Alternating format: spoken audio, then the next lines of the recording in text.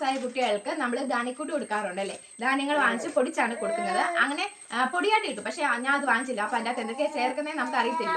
അതുകൊണ്ട് ധാന്യക്കൂട്ട് മേടിച്ച് പൊടിക്കാന്നാണ് വിചാരിക്കുന്നത്. അപ്പൊ സൂപ്പർ മാർക്കറ്റിൽ ചോദിച്ചപ്പോൾ അതില്ല എന്ന് പറയും. ഏറ്റവും ലാസ്റ്റ് ഞാൻ മെഡിക്കൽ സ്റ്റോറിൽ നിന്നാണ് മെഡിക്കൽ സ്റ്റോറിൽ നിന്നാണ് വാങ്ങിച്ചത്.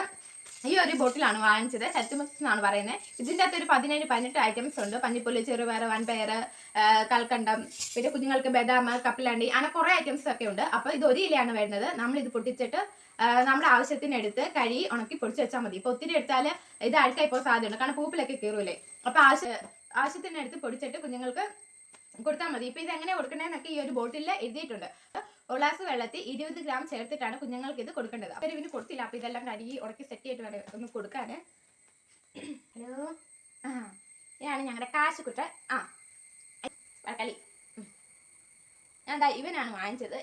ഇടയിൽ ഒരു സാധനം കൊടുക്കാൻ പറ്റത്തില്ല. എന്നെ കൊടുത്ത കഴിക്കുന്ന ഒരു സാധനമാണ് ഇവൻ വായിലോട്ട് വെച്ച് കഴിക്കില്ലേ, തുപ്പിക്കളി. പക്ഷെ ബാക്കി എന്നാ സാധനം കിട്ടിയാലും ഞാൻ കാണിച്ചു തരാം. ബാക്കി എന്നാ സാധനം കിട്ടിയാലും ഇവൻ എന്നാ ചെയ്യുന്നതെന്ന്. ഇതാണ് പരിപാടി.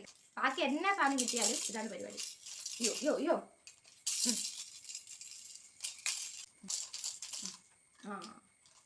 അതാണ് പരിപാടി. ഇതാണ് ഒരു സാധനം കൊടുക്കാൻ പറ്റത്തില്ല. എന്നെ കിട്ടിയാലും വായി വെച്ച് കടിയാണ്. കടിക്കുന്ന സാധനം വേണ്ട. ബാക്കി എന്നെ കിട്ടിയാലും വായിലാണ്. ഹായ് ഹായ് എന്ന് പറയും.